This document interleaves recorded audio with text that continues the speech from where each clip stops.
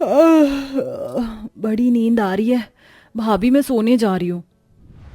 सोने जा रही हो? अभी से? ननद जी अभी तो बस 9 ही बजे हैं। 9 तो बहुत ज्यादा है भाभी, हम तो रोजाना 8 बजे सो जाते हैं।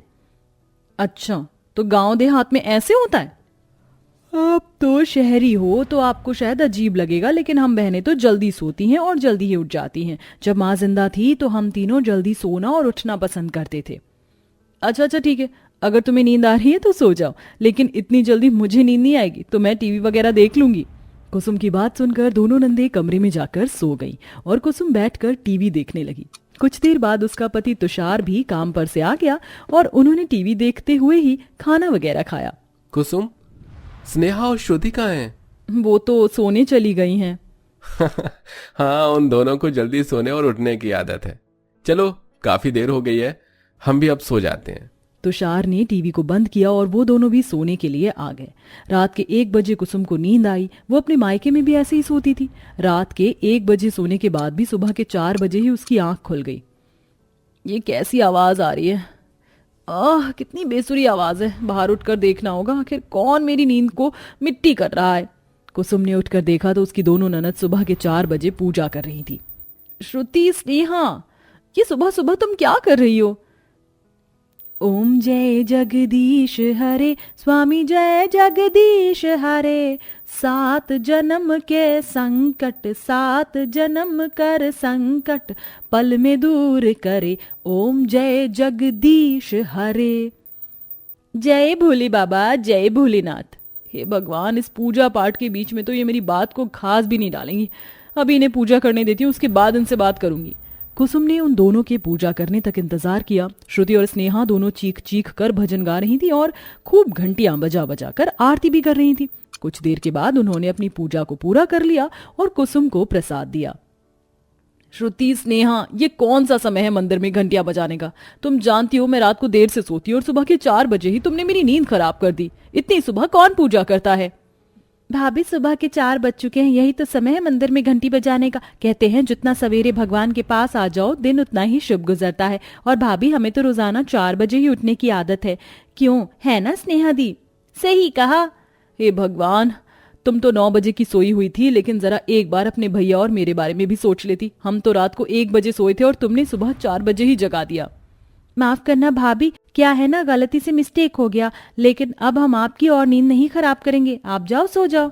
श्रुति ने ऐसे बोलकर कुसुम को उसके कमरे में भेज दिया। कुसुम कमरे में आकर लेटी तो दोनों नंदे रसोई में आ गई और बर्तनों की खिटपिट करते हुए नाश्ता बनाने लगी। श्रुति, आज नाश्ते में भाभी की तरह चाय और बिस्कुट खाएं? नहीं दी, उसमें तो मेरा कुछ भी भला नहीं होता। मुझे तो नाश्ते में पराठा और चटनी ही चाहिए। कम से कम उससे पेट तो भरता है।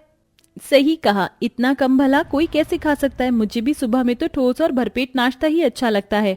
दोनों बहनें गांव की थीं, इसीलिए उन्हें सुबह सुबह चटनी के साथ पराठे खाना बेहद पसंद था। उन दोनों ने अपने नाश्ते के लिए बर्तन वगैरह धोए, उसके बाद नाश्ता बनाया जिसमें काफी खिटपिट की आवाज हो रही थी।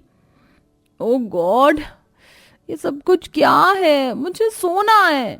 कुसुम बेचारी करवटें ही बदलती रही, लेकिन अब उसे नींद कहाँ आने वाली थी। किसी तरह सुबह के 8 बजे और कुसुम ने भी बिस्तर छोड़ दिया।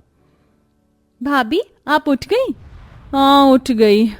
तुम दोनों ने सोने ही कहाँ दिया? भाभी, आपकी आंखें तो अभी तक ठीक से नहीं खुल रही। आप बैठो, हम आपको अपने गांव की पुरानी रेसिपी हल्दी वाला दूध ला कर देते हैं। नहीं नहीं नहीं नहीं नहीं नहीं नहीं, मुझे नहीं पीना हल्दी वल्दी का दूध। अरे पर क्यों भाभी, आपकी जो ये थकान है ना, ये उस दूध से एकदम दूर हो जाएगी। नहीं नहीं, मैं थकी हुई ठीक हूँ। मुझे ऐसे हल्दी वल्दी डालकर दूध अच्छा नहीं लगता। बस ननद जी, आप दोनों मेरे ऊपर एक एहसान कर देना, ये सुबह के 4 बजे से ही उधम मत मचाना। अच्छा ठीक है। कुसुम की बात पर दोनों नंदों ने हाँ तो कर दिया था, लेकिन सुबह के 4 बजे ना जगाना उनके लिए नामुमकिन था।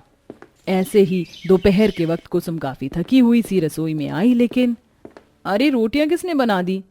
भाभी, रोटी सब्जी सब कुछ तैयार है, ये सब हमने सुबह ही बना दिया था।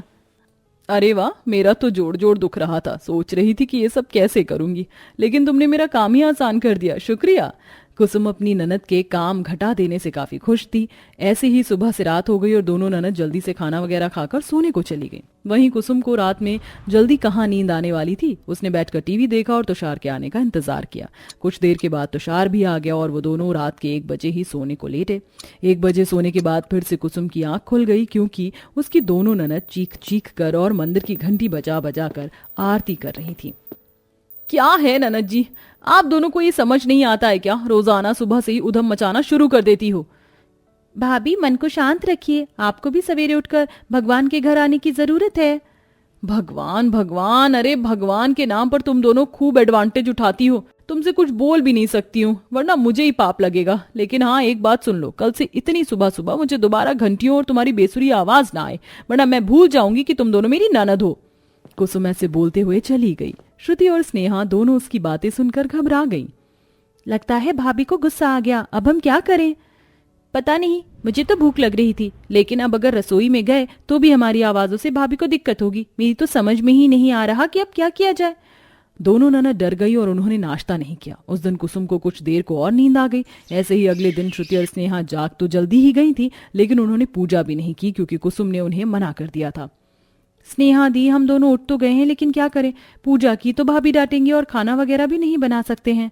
सही कहा, अब तो समझ में नहीं आ रहा कि क्या करें। एक जगह बैठी रहे, जब भाभी उठ जाएंगी अब तो तभी कुछ हो सकता है। स्नेहा और श्रुति दोनों ने आज के दिन कुछ नहीं किया। जब 8-9 बजे तक कुसुम उठी तब उसे ही सभी के लिए नाश्ता बनाना पड़ा। उसके बाद खाना वगैरह भी सभी के लिए उसी ने ही बनाया, जिससे कि वो काफी थक गई। लगातार कई दिनों तक ऐसे ही चलता रहा। दोनों नंदे कुछ नहीं करती थी, जिसकी वजह से कुसुम पर भी सभी कामों का लोड पड़ रहा था। एक रोज कुसुम बैठी हुई अपने पांव दबा रही थी। हाय, मैं मर गई, मेरे पांव। भाभी क्या हुआ? कुछ नहीं स्नेहा, बस पांव दर्द कर रहे हैं। वो आजकल काम कुछ ज्यादा ही पड़ रहा है ना। भाभी, ये सब आपके देर से उठने की वजह से है। मतलब ये कि आप उठती हो और जल्दी जल्दी कामों में लग जाती हो। आपके शरीर को आराम करने का मौका ही नहीं मिलता। सभी काम आपके सर पर आ जाते हैं, जिससे कि आपका दिमाग थक जाता है और उसी से शरीर में भी थकान होती है। ऐसा क्या? बिल्कुल भाभी, स्वस्थ शरीर के लिए शांत मन जरूरी है। आप कल से हमारे साथ सोकर उठना, देखना आपको कितना बदलाव महसूस होगा। श्रुति की बात सुनकर कुसुम ने भी जल्दी उठने का मन बनाया। फिर क्या था, अगले ही दिन कुसुम भी अपनी नंदों के साथ जल्दी उठी और सुबह से उसने सभी कामों को संभाला। सुबह जल्दी उठने से उसके शरीर में चुस्ती थी और उसे पहले ही दिन फर्क नजर आया। सही कहा था तुम दोनों ने तो, सुबह जल्दी उठना तो सच में बहुत किफायती है। अपनी भाभी की बात सुनकर दोनों ननद मुस्कुराने लगी। अब कुसुम भी जल्दी 4 बजे ही उठती और आराम से अपने घर के कामों को संभालती थी और अब सब कुछ ठीक हो चुका था।